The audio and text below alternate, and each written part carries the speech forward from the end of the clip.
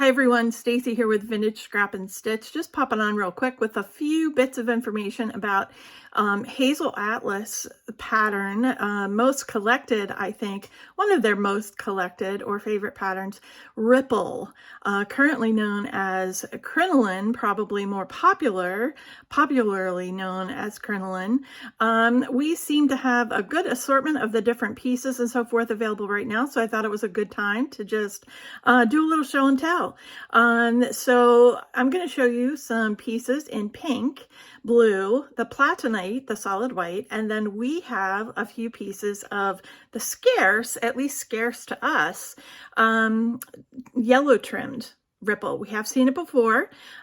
We have not seen it a lot, so I thought it was just a good time to pop on and share this bit of information. Please let us know if you have the Ripple pattern or Crinoline pattern in additional colors. We'd love to see them and love to be able to document that too. So let's jump into it. Here we go with just a brief overview, I guess, of what we currently have available.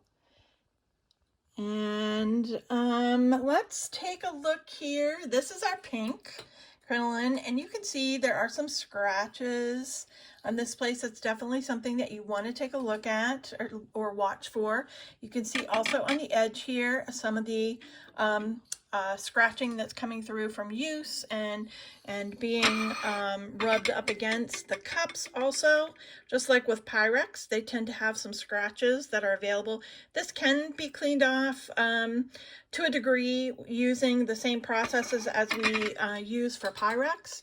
The pink washes seem to work real well, but for the most part we like to find it in as good of damage-free condition as possible. So here's a look at our blue.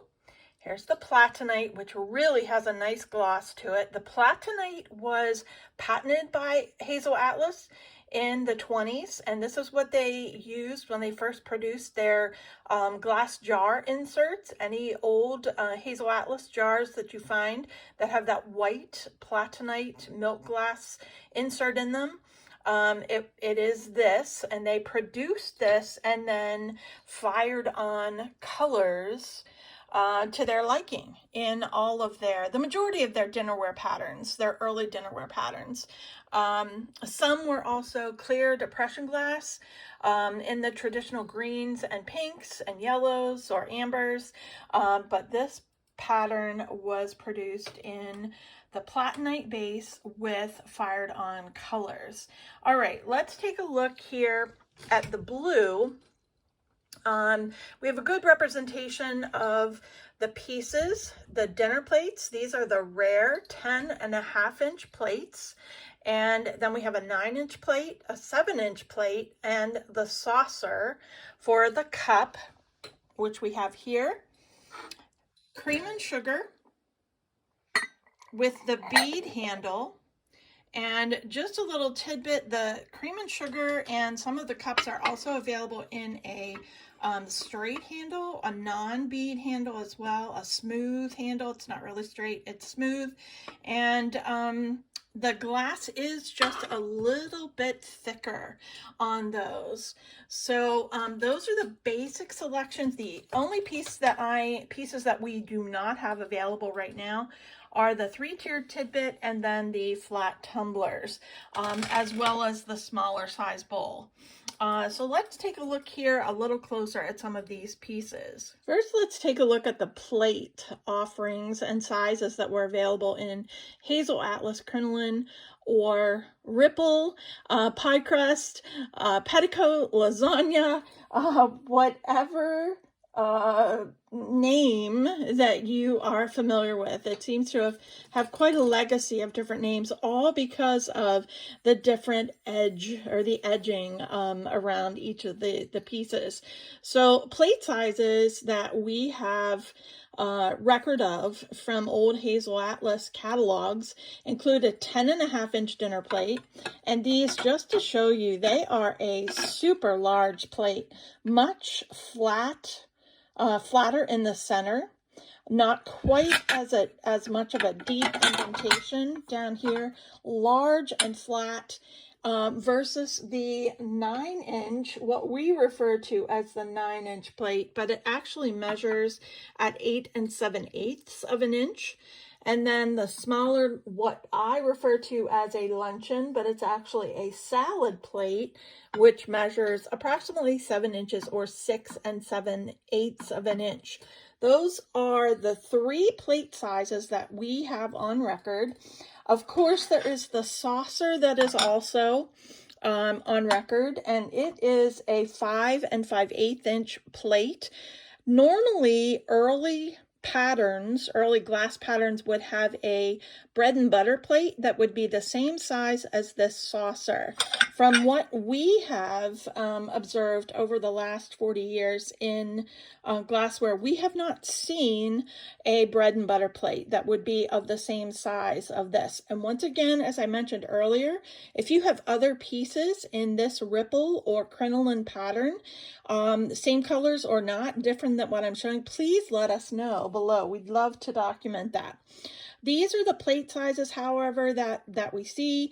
The hardest pieces to find are the 10 1/2 inch plates in good condition.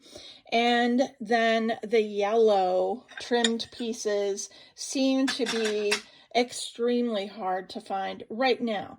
That's not to say that there's not an abundance of them out there somewhere, but right now we're not seeing a lot of the yellow. We are seeing the blue, and the pink is probably by far the most seen. And the white was the Platonite was pretty hard to come by also, but we are seeing more of it coming out. Just a side note too, the Platonite, I think I may have mentioned it already, was patented by Hazel Atlas in the 20s, and it was used to manufacture, this is the product that they manufactured the inserts for the glass jars that were the containers, famously made by Hazel Atlas. So they created the Platonite first for this dinnerware for crinoline, and then added the fired-on colors afterwards. So as you can guess, the Platonite pieces, when you find them, may have a bit more of a gloss to them, whereas the fired-on pieces, let me just switch this to the yellow, may be a little bit more of a matte finish. And you can see this piece has a surface scratch in it too, but you can feel it. It's just a more of a matte finish. Not some of the gloss is gone because the color has been fired on. So those are the plates. Let's take a look at the cups and the creamer and sugar and a few of the mugs as well. A few other tidbits about the cups, the bowls, the mugs, the handle styles, and also some detections, things to watch for as far as damage goes. This is, because it's a fired on pattern, because the colors are fired on, you are going to see, as I mentioned earlier, a lot of scratching. At least we would hope. We would hope that these dishes were used, as most of them were, during the 50s, 40s, and beyond. So you will see some scratched areas, and you know, that's okay, that they've survived a lot of years. Sometimes that comes off with cleaning using the peak process, the peak cleaning, which I'll post a link for below. And sometimes they are permanent. No amount of scrubbing is going to remove that. Showing you the bead handle here. As I mentioned earlier, there are bead handled styles on the cups, the creamer, the sugar, and even some of the mugs, they are harder to find. And then there are the plain handles. When you're looking at the bead handled creamer, sugar cups, those styles, watch for the damaged areas here. Now you can see the fired on color has definitely chipped off in the one area. But if you can see, and I'll try to zoom in here, you can see the bump right there on the handle where there is some clear glass right there. That is definitely a chip that has been a chipped area which has come off the handle there. And you can see as I zoom in there just how scratched this handle is. That's zooming in, so a good soaking and cleaning, and these are still going to be used, but if you're looking, or be able to be used, but if you're looking for perfection, you want to check out that bead handle for sure and pay close attention to that. The bowls that I have here in white, and I have a pink one, note that neither of them is marked. Hazel Atlas in this pattern was not always marked. You may run across a few pieces, but in general, you will not find a marking on the crinoline pieces. These are the larger of the bowls. This one is referred to as the cereal bowl. You can see it has a nice lasagna edge, and measured 5 5/8 of an inch each. And you can see on the fired on colors, the interior is white, only the outside edge is colored. On the Platonite pieces, they are white on the inside and outside. Smaller bowl size is 5 inches. They see, and a little bit lower. These sit up about 2 inches, and the smaller bowl is much lower to the surface than the Platonite, or than the 5-inch, the cereal bowls. So keep that in mind. The smaller bowls seem to be harder to come by right now for us in central Pennsylvania. All right, our creamer and sugar here. Again, mentioning that there are 2 styles available. This is the bead handle, and we have that both on the creamer and sugar, of course. And the handle that other handle that you're going to see them in is going to look something like this, which is the handle for the mug. Wanted to point out 2 different mug styles, which are both Hazel Atlas, but and sometimes not noticeable when you're shopping.